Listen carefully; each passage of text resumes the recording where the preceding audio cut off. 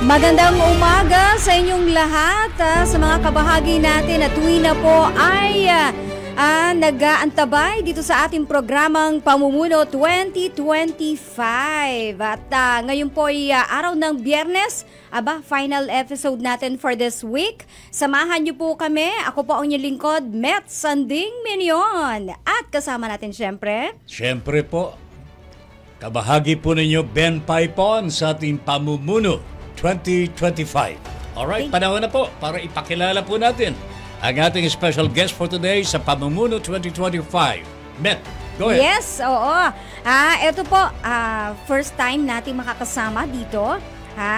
Isa ho siyang sinasabing youngest lawmaker in our country in 2019. Nabibigani ako, Met Ganun ba? Nabibigani ako. Ngayon lang po ako ngayon lang ako makaharap ng talagang yes, so diba? Youngest lady legislator of Congress during her first term.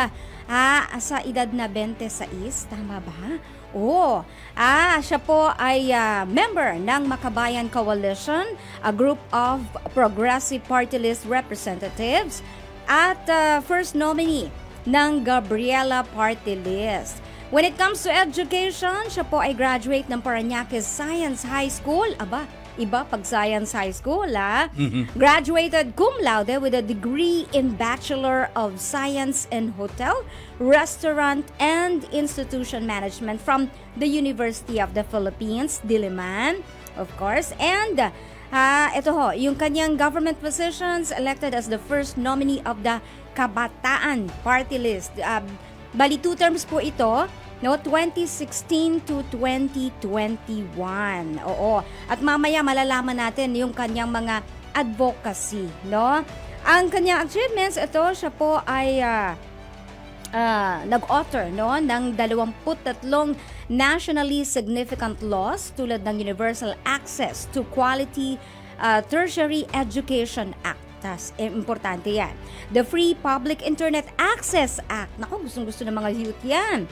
At syempre, ang National Youth Day Act and the Anti-Online Sexual Abuse and Exploitation of Children or Anti-OSAIC Act.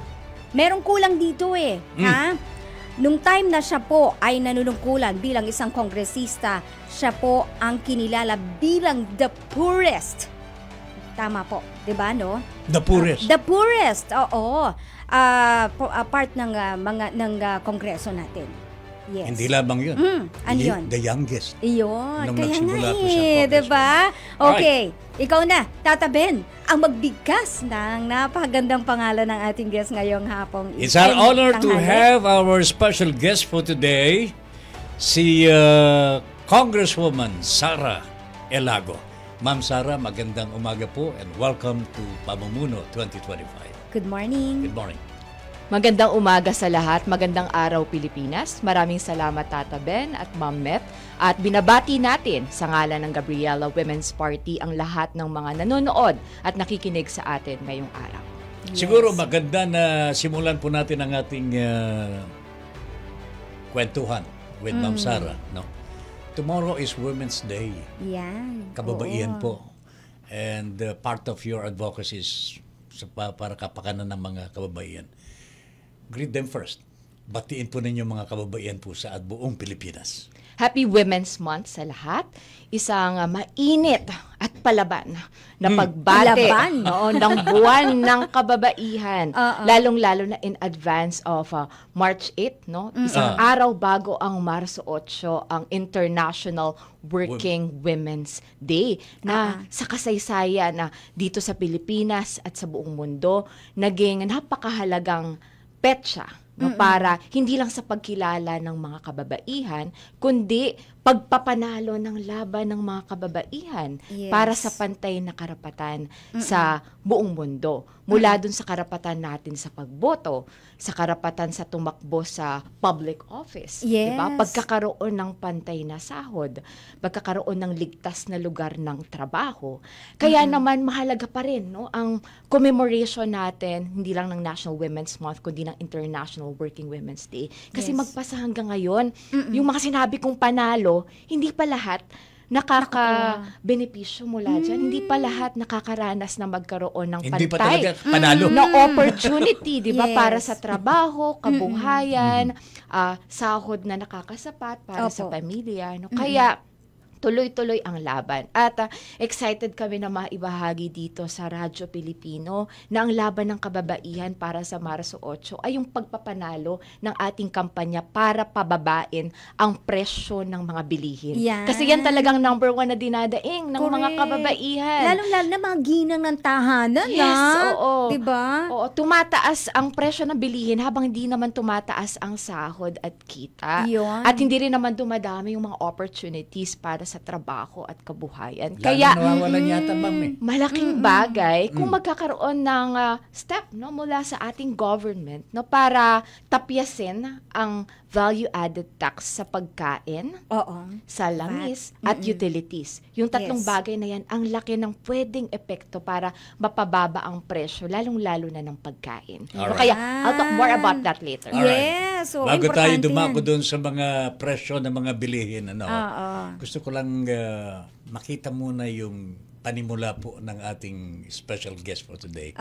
Lalong-lalo yung first days in Congress. You were only 26 then. Yes. Oo. Was that not an initiation on your part? Sa Anong practical kasi. naramdaman po ninyo noon, Ma'am Sara? Parang di ba? Yung iba, hindi pa. Nandun yung mga matatanda na. Yung mga batikan na And here pagdating sa comes politika. Ma'am Sara, at 26 years old, sumasabak na po sa politika. Tama. Ano pong naramdaman po niyo nun? Well, to me, age does not matter when it comes to competence and principles. Diba? At nanggaling kasi ako sa hani ng mga student councils. Mula pa nung maging miyembro ko ng University Student Council sa UP Diliman, naiimbitahan na kami sa mga committee hearings sa House of Representatives tungkol sa mga palisiya ng ating bansa. Hindi lang sa edukasyon, kundi lang lahat ng nakakaapekto sa mga estudyante at kabataan. Kaya nagkaroon na rin ako ng kumbaga espasyo na makipag-engage, at nakita namin hindi lang dapat sa loob ng university nag-engage sa mga officials pagdating sa policies ng estudyante, dapat dun mismo sa ating mga policy makers, dun sa ating mga lawmakers na gumagawa ng mga batas na nakakaapekto hindi lang sa mga taga UP na mga scholar ng bayan, kundi sa lahat ng mga estudyante at kabataang Pilipino. Kaya mula doon, ako rin ay naging bahagi ng pagbubuo ng formation na Race for Education Alliance. Itong Race for Education Alliance, nakita kasi namin bilang mga student leaders na hindi sapat na estudyante lang ang nagsasalita sa usaping edukasyon. Dapat kasama ang parents, ang ating mga teachers, ang mga profesor, maski ang mga university officials. Kaya nagsama-sama yan para magkaroon ng pambansang kampanya para sa libreng pampublikong edukasyon. At nung first year ko sa Congress, nung aking first term, yan talaga naging banner call namin, free public higher education. Kasi libre tayo hanggang secondary education, pero sa higher education, hindi libre. Kaya, that became one of our priority bills. And dahil sa sama-sama na pagkilos ng mga estudyante, kasamang iba't ibang sektor, na ipanalo natin yung universal access to quality tertiary education. Meron pa kayong hindi ipapanalo, ma'am? Marami pa kasi kahit Eto, naman napanalo. yes. Kaya merong isang naiisip si Tata Ben. Ano Meron yun? akong naiisip kasi Oo. nagsimula po kayo as kabataan nasanay na po kayo doon and you were really serving the interests of the people, especially the students, yung kabataan. Tapos pumasok na kayo sa Kongreso. Nandyan na ako kayo You are a part of the legislative body of the Philippines already. So, government functionary ka na. Pero in the span of years that you were in Congress, 2 term pa, no? Nag-progress na rin po ang organization po ninyo from Kadabataan, napunta na kayo sa Gabriela. And here, nakakaranas po kayo ng hindi po inaasahan. Which is, na-red tag po kayo, na-branded po kayo as terrorist, even as members of Congress. How do you feel about that? Pati photo manipulation, di ba? Yung mga nakita natin na pictures. Oo. Yes. Oo. Hindi biro ang red tagging. No? Dapat yan kuntinahin, tutulan, at labanan. Lalong-lalo na sinabi na ng Korte Suprema na yan ay isang malinaw na panganib sa buhay, seguridad, at kalayaan ng ating mga kababayan. At nakakaapekto talaga yan dun sa ating fundamental freedom, no? Yung karapatan natin na magsalita tungkol sa ating mga hinaing, sa ating mga issues, yung karapatan natin na mag-organisa, no? Para, kumbaga, maisulong yung ating mga advokasya sa edukasyon man yan, kalikasan, trabaho, laban sa korupsyon, at doon sa malaya ba, no, na pagprotesta kapag may abuso. Correct. At kapag may corrupt. No, kaya, sa atin, no, nung ating second term sa Congress, tayo din ay naging bahagi ng pagpapanukala ng batas, no, kasama ang Gabriela Women's Party para gawing krimen, no, ang red tagging. Dahil doon sa panganib na dulot nito, hindi lang doon sa mismong gawain, no, ng isang human rights defenders or activist, maski karaniwang tao, di ba, nakakaapekto. Is that yan. part of your proposed legislation? Yes. In the coming Yes. Congress? Yes. That's part and parcel of our platform, including, of course, ito matagal na naming naipapasa sa House of Representatives yung protection ng rights ng human rights defenders. Kasi ngayon, maski yung mga paralegals, lawyers, maski yung mga nasa judiciary. Kumbaga, hindi nakakaligtas dun sa napakamapanganib na red tagging. No? Kaya dapat protektahan natin mismo yung mga human rights defenders na tumitindig, no, para sa karapatang pantao. Correct. Marami na pong na red tag na pinatay talaga eh.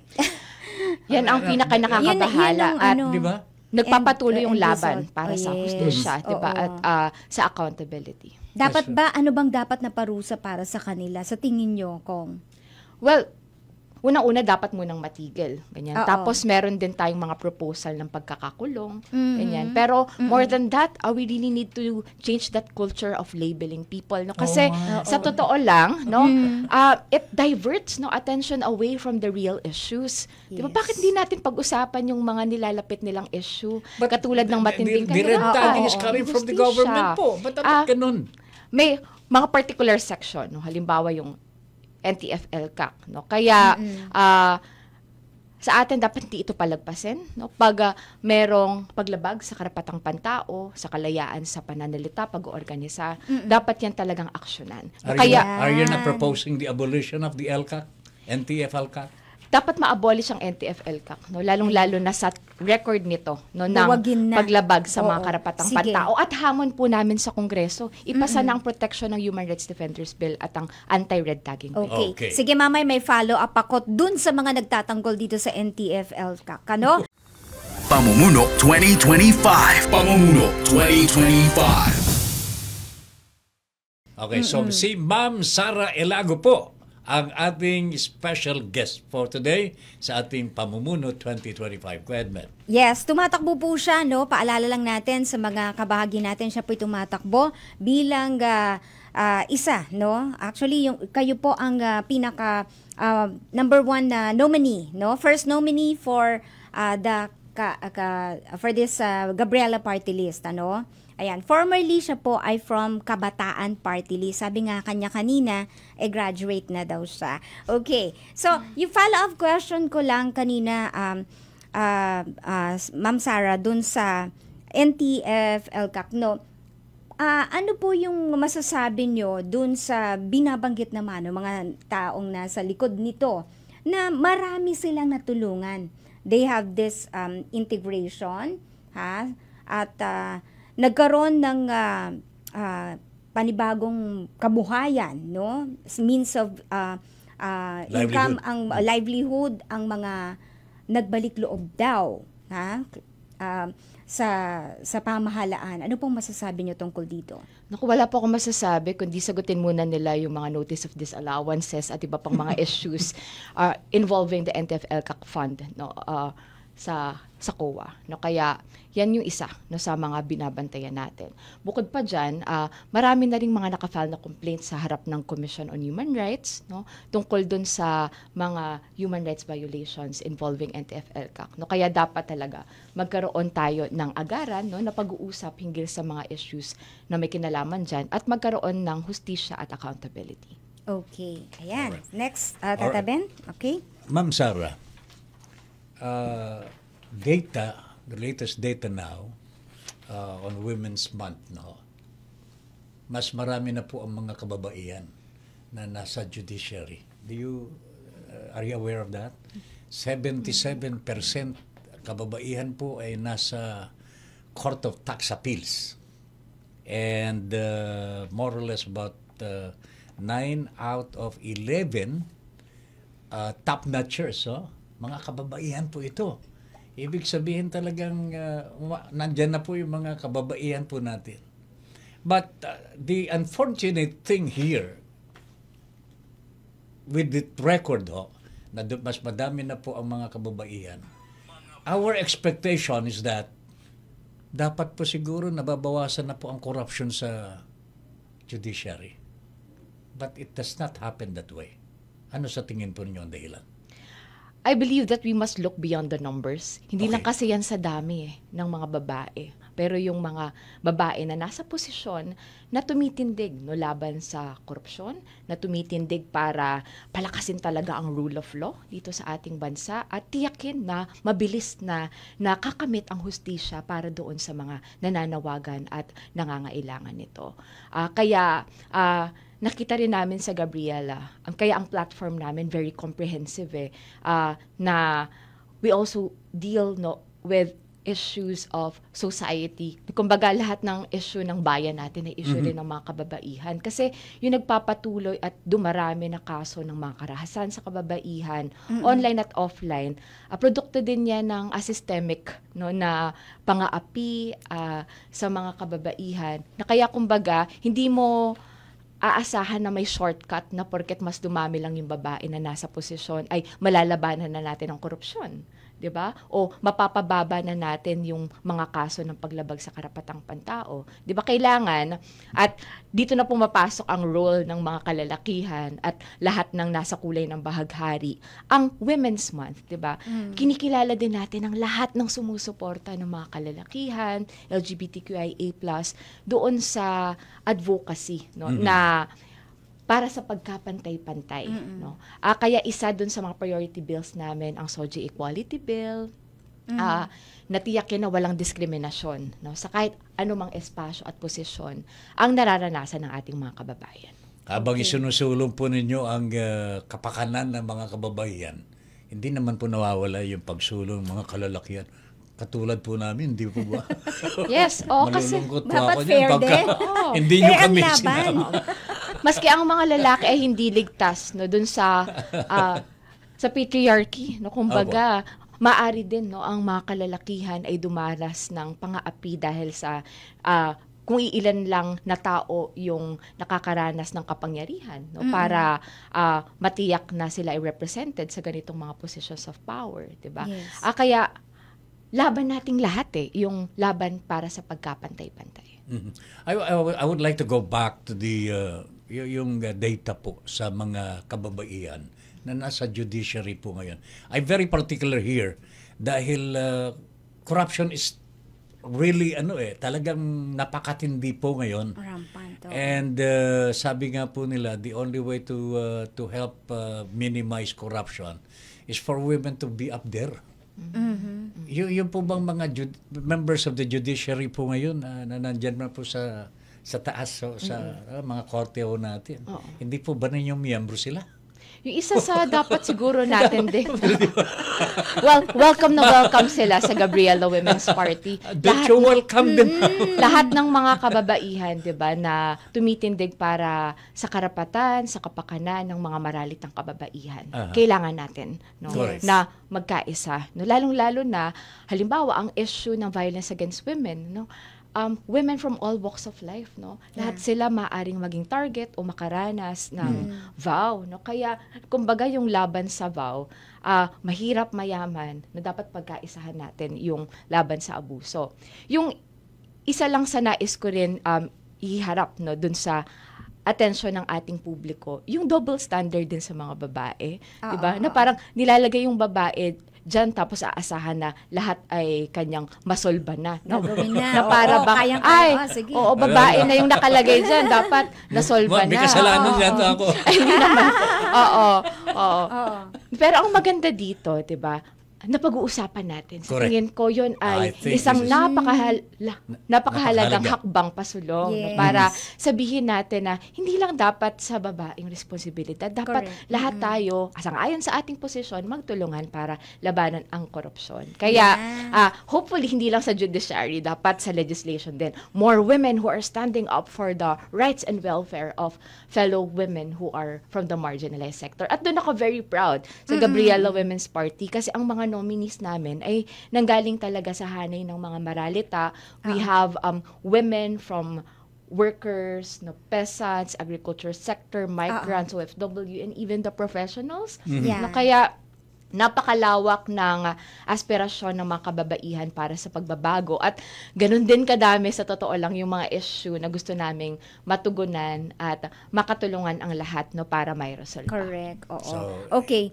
So lipat naman tayo dun sa sa pagdating sa edukasyon isa sa pinag-uusapan ngayon yung pagpasok ng sex education. Ano po ang nyo rito, ang take nyo rito na kailangan maituro ito sa mga bata? Nararapat po yes. ba sa mga Sa tingin niyo po? musmos, mga Kasi iba elementary? masyado silang lalo na mga babae, mga parents, 'di ba? Teka muna, sandali baka lalo silang ma-curious. Oo. Kayo po, ano pong tingin niyo tungkol dito? Oo, walang dapat katakutan sa comprehensive sexuality education or CSE at yung sex ed na itinuturo sa ating mga eskwela dahil ito ay age development at culture appropriate. Kumbaga, nakabatay talaga yan sa edad, nakabatay sa pag-unlad, nakabatay sa kultura, at bukas na bukas ang curriculum niyan para sa participation ng ating mga stakeholders, lalong-lalo na ng mga magulang sa loob ng ating mga eskwela. At ang Gabriela Women's Party, isa sa mga nananawagan talaga as one of the principal authors of the Prevention of Adolescent Pregnancy Bill. Isa sa component niyan yung CSE, pero mahalaga din ang mga components niyan, yung pagkakaroon ng mga functional centers for adolescent health sa lahat ng mga barangay. Yes. Nandyan din yung component niya para sa mas mabilis na service delivery na may kinalaman sa adolescent health. Gayon din yung reintegration program para sa adolescent parents. Kung sila ay matutulungan natin na makabalik sa eskwela, magkaroon ng trabaho, at matiyak na may support na healthcare service para sa kanila. Yan ang bumubuo dun sa Prevention of Adolescent Bill. Pero sinasabi rin namin na beyond dun sa usapin ng sex ed, ang kailangan talagang tiyakin ng ating pamahalaan yung access sa kalidad na edukasyon at kalusugan para sa lahat, 'di ba? Adolescent man o hindi, 'di ba? Dapat lahat ay may access sa abot kaya, abot kamay at dekalidad na kalusugan at edukasyon. Ito, may ikli lang ito, ma'am, kasi nararanasan na po natin ngayon at the moment, na nababahala po ako sapagkat nasa 7 araw pa lamang po tayo ng buwan ng Marso. Nakailang beses na tayo nagsuspindi ng classes. Why? Because of the weather, the heat. Yes. The heat. Dalawa lamang po ang seasons po natin sa Pilipinas, the wet and the dry. Dry season. Pero hindi pa po natin nakita kung meron mang solusyon para dito at na hindi po yung pagsuspindi ng classes. Meron na po ba kayong pag-aaral tungkol dito? Nagkaroon nga kami ng multi-stakeholder consultations tungkol sa napakatinding init. Nagsimula pa ito nitong nakaraang taon at marami ngang binabanggit na mga issues, hindi lang sa edukasyon kundi sa lugar ng trabaho. Sa lugar ng trabaho kasi marami ding exposed sa extreme heat, 'di ba? Yung mga nagtatrabaho sa outdoors, 'di ba? Tapos sa agrikultura ang tindi din ng epekto niyan. Kaya naniniwala kami na dapat magkaroon talaga tayo ng pambansang aksyon, bilang tugon sa napakainit na panahon, umiinit ng umiinit. Gayon din pag umuulan, 'di ba? Ngayon yung mga lugar na hindi binabaha na. Kaya yung national funding natin, 'di ba? May National Action Plan. Yung national funding dapat tumugon din doon, 'di ba?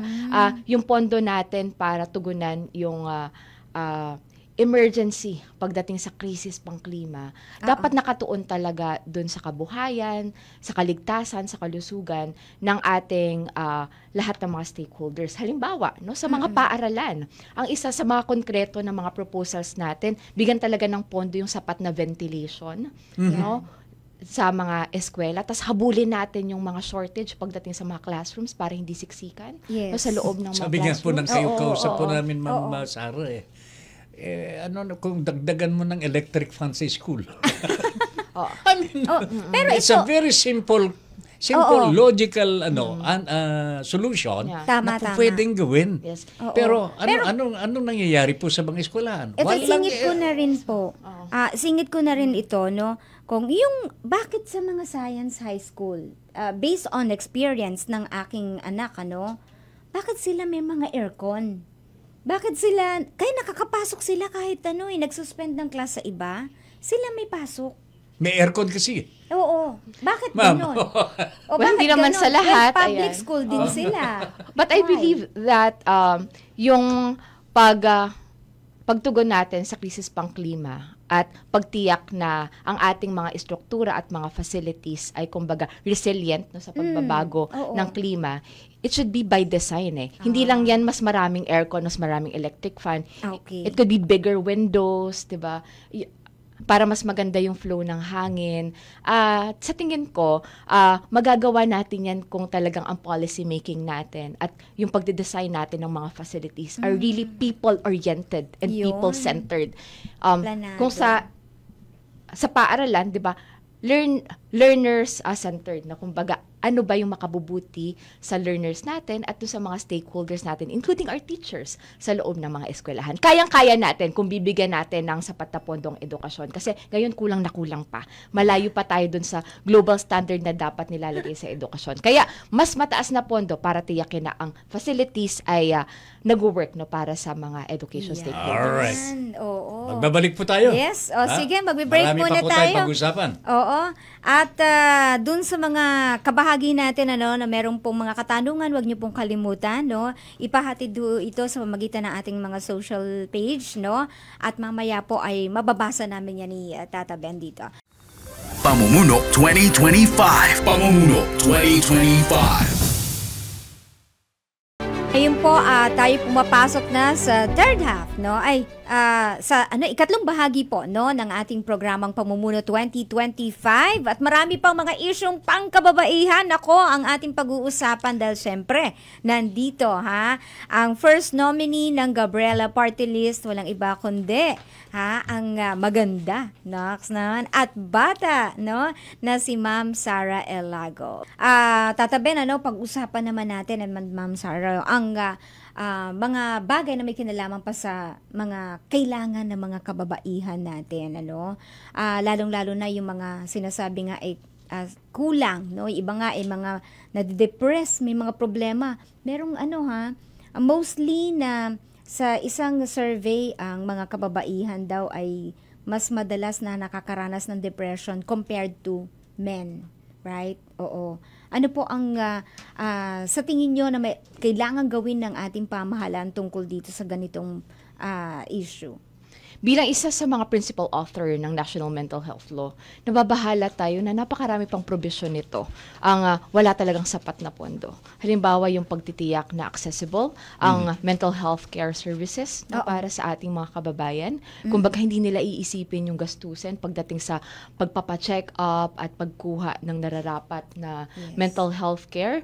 Ang laking ease na nun ang laking ginhawa na, 'di ba? Kung matitiyak mo na libre at abot kamay ito para sa ating mga kababayan. Sa tingin ko isa yan, no, sa mga pinakamahalagang bigyang prioridad. Natiyakin natin na may pondo, hindi lang ang mental health care services, no, kundi sa pangkabuuan, palakasin natin ang public healthcare system sa ating bansa. Kasama ito bang doon sa pagpasa ng batas tungkol dyan? Dapat meron sapat na pondo yan. Yes, yun din yung nakita ko na hindi yan matik, no, kumbaga. Kailangan pang ilaban if it's not in the priority, diba? kukonti. No? Limitado naman talaga ang ating national budget. No? Kaya mahalaga na tiyakin na napupunta talaga yan sa serbisyo. Kaya nga sa akin ding 6 years na sa Congress, naging very vocal tayo tungkol sa confidential at intelligence funds. Kasi tingin natin ng mga confidential funds At lahat ng mga nakikita pa nating mga lump sum at discretionary funds. Kasi imbis na gawin mo yung lump sum at discretionary na napaka-prone to misuse and abuse of power, natiyakin na lang natin na naka-line item na diretsong serbisyo para sa ating mga kababayan, sa kalusugan, sa edukasyon. No? May idea po ba kayo, ma'am, kung anong nangyari dun sa blank items dun sa budget daw po natin? Naku, sabi naman nila ay... Meron ba kayo? Ano yan? Ano? Sa ngayon naman ay, kumbaga, basta dapat patuloy tayong nagbabantay. 241 billion daw po yung in-insert doon Yes, oo. Siguro ang positive no na nakita natin itong mga nakaraang buwan, mas nalalaman na ng taong bayan na ang mga kongresista natin, 'di ba, sila ay may mahalagang boses no pagdating sa kung saan napupunta ang kada piso ng ating pondo. At least kaya looking forward no to having a more active no dynamic public participation in the upcoming national budget deliberations in August. Ini-encourage natin ang ating mga kababayan kung gusto nyong magbantay ng pondo ng kalusugan, bantay pondo para sa pabahay, bantay pondo para sa mga scholarships. Malaking bagay yan no, para mapalakas natin ang boses ng mamamayan sa pampublikong pondo. Anong nakikita po ninyo sa reaksyon ng taong bayan dito sa investigation or impeachment trial that's supposed to be conducted already pero inaantala po ng Senado? Ang taong bayan naiinip Kaya nga, gustong malaman ano talaga ang nangyari sa CF ni Vice President Sara Duterte. Actually, talaga bang nagastos niya? Silang nagsampa Ibinulsa po ba diba? talaga o ano? Oo. Kayo ba naiinip? Kayo ang nagsampa kabilang sa mga nagsulong nito? I think we should turn impatience and rage into action. Yung pagpunta mismo sa Senado, no, akalampag sa ating mga senador, no, sa pamunuan nito, na harapin na ang kanilang responsibilidad no, pagdating sa pagkukondukta ng impeachment trial.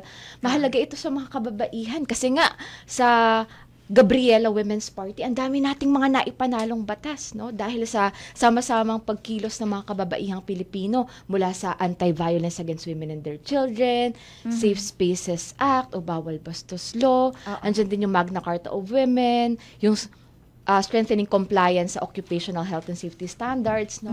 Pero yan ay papel lamang kung walang pondo. Yes. Kumbaga, Hindi kaya laban nating lahat yung pagtitiyak na may accountability yung ating mga public officials pagdating sa kung paano nila ginagastos ang pondo ng bayan. Alright. So, it boils down into one talaga. Yung pera. Oo, 'di ba no? Yung pera na nagagamit dapat talaga sa tama. Yes. Oo, pera ng gobyerno. Ano na ngayon, 'di ba, bayaran ngayon ng buwis, etc. Ang daming may concern na syempre tayo ay tapat na nagbabayad ng buwis, no? Pero bakit ganito, no? Yung pagwaldas na lang o paggastos ng pera ng taong bayan. Kaya, yung fight for accountability, transparency and good governance, fight siya ng mga Gabriela kababaihan, nating lahat ng mga Pilipino. Alright. Yes, okay. Dumako tayo dito sa pagkain natin. Ayan. Oo. Ito ay talagang concern ng mga kababaihan ito sapagkat sila ang nanay sa tahanan po natin. Nakikita po nila kung ano nangyayari po sa... Correct. Magkano ba ang Ang presyo hirap ng kaya baboy ngayon dyan? Oo. Magkano ba ang presyo ng bigas ngayon dyan? Yan. Ma'am Sara, meron po ba kayong mga iniisip ngayon na isusulong nitong susunod na Kongreso? In case you get back again to Congress na as a party list para ng Gabriela. mapababa. Hindi lang mapababa, ipabababa na talaga. Oo, masyadong naguguluhan po ang taong bayan. Sinasabi po ng Department of Agriculture, walang cartel dyan. Wala, oo. Pero alam po May natin kung supply. sino nagmamanipula ng presyo. So, please lang, ano po bang naiisip po ninyo na po pwedeng ikabubuti ng agrikultura po natin because they are the most affected parts of society, yung mga workers po natin in the farms. Ma'am Sara. Marami kasi sa totoo lang ang mga kababaihan talagang grabe ang sakripisyo niyan para pagkasyahin yung napakaliit na sahod at kita ng kada pamilya. At sa pinakamahirap natin ng mga pamilya, nasa 60 to 70% ng kanilang kita at sahod na pupunta lang sa pagkain. Kaya isipin nyo, di ba, kung gagawan talaga natin ng paraan para mapababa yung presyo ng pagkain, ang laking ginhawa niyan para sa bawat pamilya.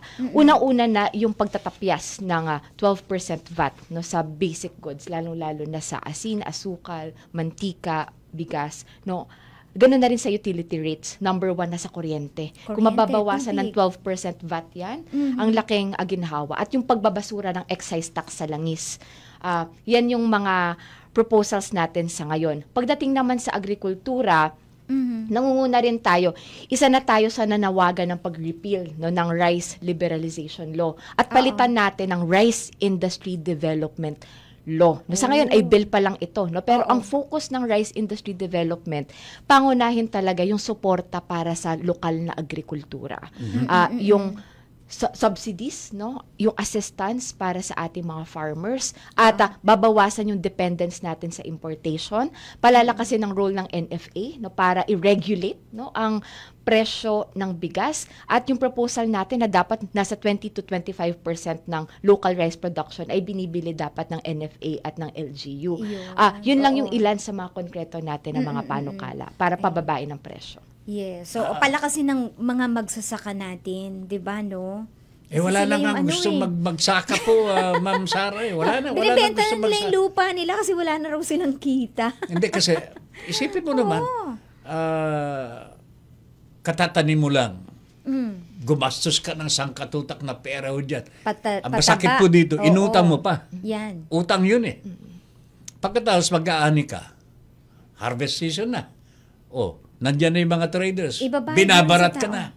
Wala ka naman magawa kung hindi sumunod sa kanila. Dahil hindi mo naman madidispose yung produce mo, yung kung walang bibili. Mabubulok lang, di ba? Sa totoo lang, malaking inhustisya. Na kung sino pa yung producers ng pagkain natin, ang mga magsasaka at mga mangingisda, ang pinakamahirap sa ating bayan. Exactly, dapat matigil na yan. Bigyan natin ng hindi lang kahalagahan, kundi mga konkreto na mga hakbang para paunlarin ang kabuhayan ng mga magsasaka at mangingisda sa Pilipinas. Humahanga po ako sa mga kalapit po natin mga bansa.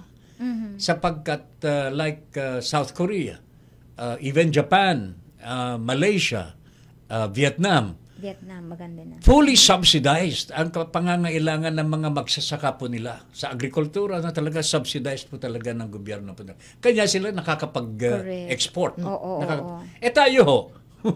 Tayo po eh. Nagsusulong ang Gabriela ng Genuine Agrarian Reform Bill. Sana bigyan na ito ng prioridad. Pero alam natin na malaking laban ito. Lalo na kung ang nasa loob ng Kongreso ay puro mga landlords.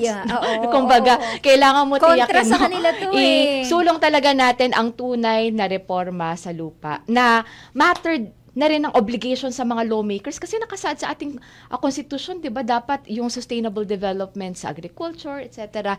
matiyak po natin. At matter na rin yan ng social justice para iangat ang kabuhayan ng magsasaka. Kayo kasi sa Kongreso, ma'am, may pinayagan po ninyo ang party list na yung mga anong pangalan nito, yung first nominees po nila talagang mga kaya dapat ipagbawal na ang political dynasties at isulong din natin yung pagkakaroon ng tunay na representation sa party list system. Tunay na representation sa party list. I think that is the word. Yan po. Pamumuno 2025. Pamumuno 2025. Okay, muli po tayong nagbabalik dito sa ating programang Pamumuno 2025 kung saan po hinihimay natin ang mga plataforma ng mga tumatakbo ngayong eleksyon. Ang dami ng mga tanong dito Yes, oo. Pero i-reserve natin mamaya. Yan, oo, Tata Ben. At alam ko meron ka pang isang nabibiting pang tanong. Sige, fire mo na. Gusto kong malaman po dito sa ating special guest. Sinasabi lang po ninyo, ito po yung camera po ninyo. We are giving you the opportunity to talk to the people right now. Yes. Sabihin po ninyo sa kanila, bakit po kayo ang iboboto? Bakit po Gabriela ang iboboto pang congressman dito po sa 20th Congress? Ma'am Sara, please. ang Gabriela Women's Party ay subok na, no, sa pagtindig, no, para sa karapatan at kapakanan ng mga babae, bata, LGBTQ at bayan. No, kaya ang inyong tiwala ay napakahalaga sa atin, no, para muling ipanalo hindi lang isa, no, kundi hanggang 3 na mas maraming kinatawan ng Gabriela sa Kongreso. At nakita kasi namin na ang daming mga batas ang naipapasa sa House of Representatives, ngunit nananatiling nakabinbin sa Senado. Halimbawa na yung Expanded Anti-Vowsy Bill, Divorce Bill, no, SOGIE Equality Bill. No, kaya ngayon ang aming kasalukuyang representative, si Representative Arlene Brosas, ay tumatakbo rin sa Senado. No? Kaya Gabriela, hindi lamang sa House of Representatives, kundi Gabriela na rin sa Senado. Number 46 sa balota ang Gabriela Women's Party. Maaasahan nyo na tutugon, no, sa issue ng ating bayan, may malinaw at maningning na track record, gayon din ang komprehensibo na plataforma para labanan ang abuso at maiangat kasama ang mga kababaihan ang buhay ng mamamayang Pilipino sa pamamagitan ng ating paglaban at sama-samang pagkilos. Alright. Okay, ayan. So, Yan wag po, niyong si kalimutan. Ma'am Sara Elago. Yan. Yes. So, meron pala tayong, nandiyan si Franz Castro din. Yes. Franz Castro. Parte ng taong bayan sa Senado. 11 no, na mga leaders ng iba't ibang sektor, mangingisda, si Ronel Arambulo sa magsasaka, si Danilo Ramos, at si Lisa Masa, na dati ring kinatawan ng Gabriela Women's Party, ang ngayon, no, ay tumatakbo sa Senado. Ang dami po kasi mga nabibinbin ngayon. Correct. Talaga, pati impeachment, bakit hanggang July 30 pa? At mahalaga din na makapag-present ng alternatiba na pwede pala ang karaniwang tao na maghangad din, no, na magkaroon ng posisyon kung saan maisusulong natin ang mga hinaing, mga panawagan ng mamamayang Pilipino. Alam po, Ma'am Sara, ipagmamalaki ko na rin po, itong ating himpilan, ito yata ay nag-iisa na nagbibigay po ng daan para sa mga maliliit po nating kumakandidato. Kung napapansin ng mga viewers natin. Na hindi po kayang magbayad ng limpak-limpak na salapi sa mga big organizations. Maraming Ayan, salamat. no? At least nabibigyan na kayo. exposure. Mabuhay kayo at kasama nyo rin kami sa laban para tiyakin ang press freedom dito sa ating bansa at tiyakin na ang ating mga journalist magagawa ang trabaho nila ng malaya sa kahit anumang takot. Ayan, no? Okay, sige, dako na tayo dito sa mga nagpahatid, no, ng kanilang mga saloobin at meron pa mga tanong dito. Shout out muna, marami-rami to. Ha? Nanunod sa atin si Tony Rock, kung di ako nagkakamali, mula sa Estados Unidos. Si Cian Andre Verano, Eden Pedralves, Dromar Santos Napay, Mikel Cruz, Genesis Quizon, Carol Renia, Nerissa Henova, Melito Rodelio Militante, ang avid listener ni Tata Ben, si Melo Paras Cortez, at binabati rin natin from Hong Kong si Unomaki at si Karen Mendoza Pama mula sa Caloocan. Si Melissa Carcedo Galindez, good morning po Sir Ben and Ma'am Met, watching from DXGS General Santos. Hello po sa inyo. Si Annabel Marigmenden, nandiyan. Teka, kukuha ako ng isang question dito. Medyo, Ito, mula kay Aldrin Santiago, ano pong maaaring gawin ng Gabriela sa mga sitwasyon ng misogyny sa mga kababaihan sa workplace at sa politics? Okay. Ako, problema ito, Ma'am Sara. Yes. Unang-una, no, naipasa natin ang Safe Spaces Act o Bawal Bastos Law. Nakalagay dyan, no, na dapat, no, bawal ang mga sexist, transphobic, misogynist remarks, no, laban hindi lang sa mga kababaihan, no, kundi kahit sinong kababayan natin ang nakaranas nito ay may paraan, no, para makapagpanagot. Yes. Pangalawa, pinapalakas talaga natin yung pagre-raise ng awareness tungkol sa kung bakit hindi dapat. Kumbaga yung prevention, education, no? Kung bakit hindi dapat nang babastos at bakit bawal ang bastos. No? Kasi nakita namin na higit pa sa pagiging legal na usapin ito, usapin din ito ng kultura. Exactly. Bakit ba nanonormalisa ang pambabastos no, sa ating lipunan? Hindi yan normal at hindi katanggap-tanggap para sa mga susunod na henerasyon. Dapat hindi, di ba? At nais ko, very proud ako, no, isa po tayo sa mga prime movers na nagtulak ng ratification ng International Labor Organization Convention number 190. Ang Pilipinas ang pinakaunang bansa sa Asia na nakapag-ratify ng convention na ito. It's a treaty, no, addressing violence and harassment in the world of work. Yes. Kumbaga, nandyan ang framework, ang solid na follow-through na lang ang kailangan natin. Correct. Kaya ang panawagan natin, no, ng mga Gabriela, implement ILOC 190. Tiyakin natin ang lugar ng trabaho ay malaya sa kahit anumang karahasan at panliligalig o malaya sa kahit anong form ng violence and harassment. Nako, ganda Nabanggit din yan, yung pambabastos, ano ko na rin to. Ano bang nangyari doon sa isang act, no? Ito yung anti-online na sexual abuse and exploitation, no? Ano na po ang update dito sa sinampan ninyo, right? Bilang isa sa mga principal author ng anti-OSAEC at yung Anti-Child Sexual Abuse and Exploitation Materials Law, no? Na nananatili pa rin kasing hotspot ang Pilipinas ng mga sisae materials. Kailangan natin tiyakin na may maayos ito na pondo, massive information and education campaign, at higit sa lahat, no, kailangan natin tiyakin apart from the prevention side ng OSAEC at ng SISAEM, ay yung aftercare services sa mga victims and survivors. Kasi mga bata ito na kailangan talaga natin matulungan dun sa kanilang path to healing, recovery, pagbabalik sa eskwela, pagkakaroon ng trabaho, sila. At sa pangkabuuan, no? Isa lang yung anti-OSAEC doon sa pangkabuang mga proposals natin at naipanalo na eh. Naniniwala tayo na dapat pa rin natin tugunan talaga yung nagiging ugat ng maraming forma ng abuso. Mula sa domestic abuse, mula sa workplace abuse, hanggang sa OSAEC. At nananatili po na matinding kahirapan ng dahilan yan. Matinding kahirapan. Kaya malaking bagay kung bibigyan natin ng prioridad yung pantay na opportunity para sa trabaho at kabuhayan. Tiyakin natin na may pondo ang mga serbisyo na kailangan ng mga kababaihan at ating mga kababayan at bigyan natin ng prioridad ang lokal na agrikultura at industriyang Pilipino. Yung support sa micro, small, and medium enterprises ng mga Pilipino, it can make a great deal of difference in women's lives. Eto, nauugnay po itong comment ng isa nating listener, Fiana Ferrer. Hi po, Kong Sara.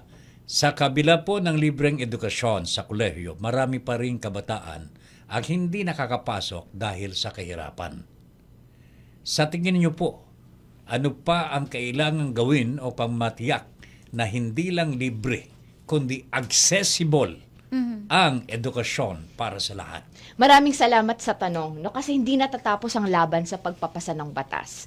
Kailangan tiyakin ang tamang implementasyon na ito at sapat na pondo. At mula dun sa mga deliberations namin during that time, we're debating about this issue, we're tackling this issue in the committee hearing, malinaw ang perspektiba ng kabataan na dapat i-expand natin ang access sa pamamagitan ng paglalagak ng pondo sa mas maraming campuses at branches ng mga state at local universities and colleges. Na total, konting kurot lang, no, sa ating national budget, kayang-kaya natin. Kasi ang expenses ng mga estudyante, transportation, pang araw-araw, pang internet, no, kaya ang laking pwedeng magawa kung mas marami tayong branches at campuses. At hindi katulad ngayon na talagang naglalaban na ng mga scholar ng bayan just to get in, no, our state and local universities and colleges. Dapat mas maraming campus at branch, taasan yung pondo. At kaisa natin ng mga teachers at members ng academe na nananawagan para sa regularization at mas maraming plantilla positions